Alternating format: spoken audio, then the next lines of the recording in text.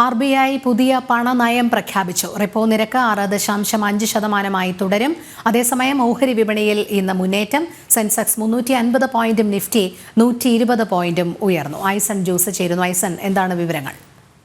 രോഹിണി തന്നെ സൂചിപ്പിച്ചതുപോലെ 6.5 എന്ന ആ സ്റ്റാൻഡേർഡ് റേറ്റിൽ തന്നെ റിപ്പോ നിരക്ക് തുടരുമെന്നാണ് RBI ഗവർണർ അറിയിച്ചിരിക്കുന്നത്. അതുപോലെ തന്നെ സ്റ്റാൻഡേർഡ് ഡെപ്പോസിറ്റ് ഫെസിലിറ്റി, അതായത് 6.25, അതായത് ഈ നിരക്ക്, അതായത് ഡെപ്പോസിറ്റ് നിരക്കുകളിൽ മാറ്റം വന്നിട്ടില്ല, പണ നയത്തിൽ മാറ്റം വന്നിട്ടില്ല എന്ന് വളരെ കൃത്യമായി തന്നെ RBI ഗവർണർ വ്യക്തമാക്കുന്ന ഒരു സാഹചര്യമാണ് ഇപ്പോൾ ഉണ്ടായത്. നമുക്കറിയാവുന്നതാണ്, കുറച്ച് ദിവസങ്ങളായി ഇത്തരത്തിൽ പണ നയത്തിൽ കൃത്യമായ മാറ്റങ്ങൾ വരുത്താതെ പണനയം സ്ഥിരമായി നിലനിർത്തുന്നതിനുള്ള സംവിധാനമാണ് RBIയുടെ ഭാഗത്തു നിന്നുണ്ടാകുന്നത്. നേരത്തെ സൂചിപ്പിച്ചതുപോലെ ഓഹരി വിപണിയിലെ മുന്നേറ്റവും അതുപോലുള്ള സാമ്പത്തിക രംഗത്തെ മാറ്റങ്ങൾക്കും ഒരു ഊർജ്ജചാലകമായി മാറുക എന്ന ലക്ഷ്യത്തോടെ തന്നെയാണ് ഇത്തരം നീക്കങ്ങൾ നടത്തുന്നതെന്നാണ് മനസ്സിലാക്കാൻ സാധിക്കുന്നത്. അതുപോലെ തന്നെ marginal standing facility 6.75 നിലനിർത്തുമെന്നും RBI governor അറിയിച്ചു. മറ്റൊരു പ്രധാന വിഷയം ഇപ്പോൾ ഏറെ ഗൗരവതരമായി ചർച്ച ചെയ്യപ്പെടേണ്ടത് എന്ന് തോന്നുന്നത് പണപ്പെരുപ്പ നിരക്കിലും അതുപോലെ തന്നെ GDPയിലും കൃത്യമായൊരു നിയന്ത്രണം കൊണ്ടുവരാൻ സാധിച്ചു, അല്ലെങ്കിൽ നേട്ടം കൊണ്ടുവരാൻ സാധിച്ചു എന്ന് തന്നെയാണ് മനസ്സിലാക്കാൻ സാധിക്കുന്നത്. 8% ശരാശരി GDP വളർന്നൊരു സാഹചര്യം, 8% തൊട്ട് താഴെ തന്നെ എത്തിയ ഒരു സാഹചര്യം കഴിഞ്ഞ വർഷമുണ്ടായി. അതുപോലെ തന്നെ 2024-25 7.2% ശരാശരിയായ ഒരു വളർച്ചയും രേഖപ്പെടുത്തുമെന്ന ഒരു പ്രതീക്ഷയും വ്യക്തമാക്കുന്നുണ്ട്.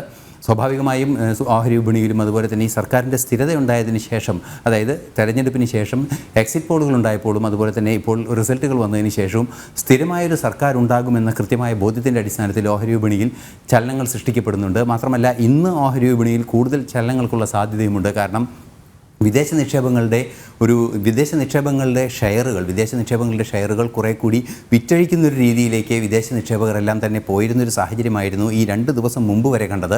ഇനി അങ്ങോട്ട് അത്തരത്തിലുള്ള നീക്കങ്ങൾ ഉണ്ടാകാനുള്ള സാധ്യത കുറവാണ്. സ്വാഭാവികമായും ഒരു ബുള്ളിഷ് മൂവ്മെൻറ്റ്, അതായത് ശക്തമായി ഷെയറുകൾ കൈവശം വെച്ച് ഷെയറുകളുടെ മൂല്യം വർദ്ധിക്കുന്ന സാഹചര്യങ്ങളിലേക്ക് കാര്യങ്ങൾ പോകുന്ന ഒരവസ്ഥയിലേക്ക് കാര്യങ്ങൾ നീങ്ങുമെന്നാണ് മനസ്സിലാക്കാൻ സാധിക്കുന്നത്. അതുകൊണ്ട് തന്നെ ഈ ഫോറിൻ ഇൻവെസ്റ്റേഴ്സിൻ്റെ ഒരു പ്രസൻസ് ശക്തമായൊരു സാന്നിധ്യമായി ഉണ്ടാവുകയും ചെയ്യും.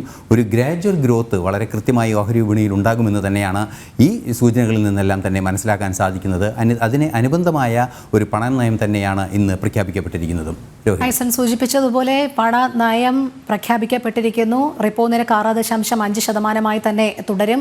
ഭവന വാഹന വായ്പകൾ, അതോടൊപ്പം സ്ഥിര നിക്ഷേപ പലിശ നിരക്കുകൾ, ഇവയൊക്കെ എപ്രകാരമായിരിക്കും ഇതുമായി ബന്ധപ്പെട്ട് ബാധിക്കുക?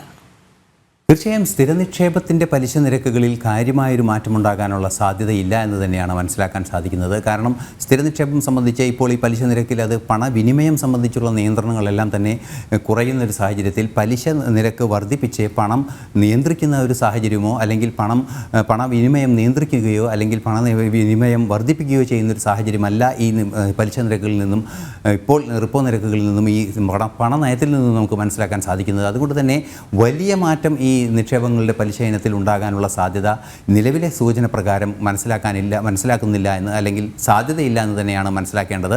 എന്തുതന്നെയായാലും നിലവിലെ സൂചനകൾ പ്രകാരം ലഭ്യമാകുന്ന ഒരു വ്യക്തത പണപ്പെരുപ്പ നിരക്ക് കാര്യമായി കുറയാനുള്ളൊരു സാധ്യതയുണ്ട്. GDP നിരക്ക് വർദ്ധിക്കുകയും ചെയ്യും. GDP നിരക്ക് വർദ്ധിക്കുമ്പോൾ സ്വാഭാവികമായും ഉൽപ്പാദനം വർദ്ധിക്കുന്ന പശ്ചാത്തലത്തിൽ പണപ്പെരുപ്പം നിയന്ത്രിക്കപ്പെടുമെന്ന കാര്യത്തിലും തർക്കമില്ല. മാത്രമല്ല, തൊഴിലവസരങ്ങൾ വർദ്ധിക്കുകയും പർച്ചേസിംഗ് പാരിറ്റി വർദ്ധിക്കുകയും ചെയ്യുമ്പോൾ മാർക്കറ്റ് ഡിമാൻഡ്, കൃത്യമായ ഡിമാൻഡ് നിലനിൽക്കുകയും ചെയ്യുമെന്നത് തന്നെയാണ് യാഥാർത്ഥ്യം. അതുകൊണ്ട് തന്നെ പലിശ നിരക്കുകളിൽ കാര്യമായൊരു മാറ്റമുണ്ടാകാൻ സാധ്യതയില്ല. മാത്രമല്ല, ഭവന വായ്പയുടെ കാര്യത്തിലാണെങ്കിൽ അത്ര വലിയൊരു ചലനം ഉണ്ടാകാനുള്ള സാധ്യതയില്ല എന്ന് തന്നെയാണ് നിലവിലെ സൂചനകളിൽ നിന്ന് മനസ്സിലാക്കുന്നത്. എന്നാൽ ഫ്ലെക്സി ഭവന വായ്പകളിലൊക്കെ ചില മാറ്റങ്ങൾ ഉണ്ടാകാനുള്ള സാധ്യതയുണ്ട്.